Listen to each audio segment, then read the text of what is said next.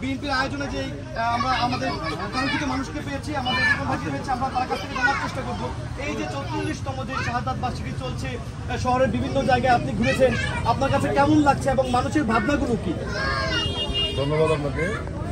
আসলে বাংলাদেশের স্বাধীনতার মহান ঘোষক, বাংলাদেশের গণতন্ত্রের প্রবক্তা, আধুনিক বাংলাদেশের উপকার, বাংলাদেশের প্রথম রাষ্ট্রপতি শহীদ জিয়াউর রহমান এর 44তম শাহাদাত বার্ষিকীতে আজকে সারা শহরে মানুষ 15 বছর মানুষ যে প্রাণ খুলে এটি করতে পারে না, আজকে এটি মানুষ রাস্তায় নেমে প্রমাণ করেছে যে শহীদ জিয়াউর রহমান দেশের মানুষের আবেগের জায়গা।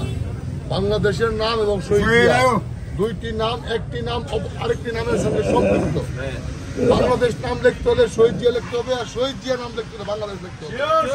15 বছর চেষ্টা করে আপনি ইতিহাস থেকে শহীদ জিয়াকে বুঝতে পারেন নাই, মনে করবেন ইতিহাস বিকৃতি বদলানো যায় না। ওই ফ্যাসিস্ট 15 বছর চেষ্টা করেছে। জিয়াউর রহমান যুদ্ধ শুধু ঘোষণা দেয় নাই, উনি অস্ত্র হাতে যুদ্ধ করেছে। উনি আজকের প্রজন্মের জন্য উনি শিক্ষা, যে যারা ওই 24-এর পরে বলে আমরা স্টেক হোল্ডার, জিয়াউর রহমান মুক্তিযুদ্ধের প্রথম স্টেক হোল্ডার হয়েও দেশ স্বাধীনের পরে রাজনৈতিক নেতাদের কাছে দেশ তুলে দিয়ে উনি আবার সেনাবাহিনীর ব্যারাকে ফিরে গেছেন। উনি কিন্তু বাংলাদেশ ক্ষমতা দখল করার চেষ্টা করেন নাই, উনি উনার ডিউটিতে চলে গেছেন।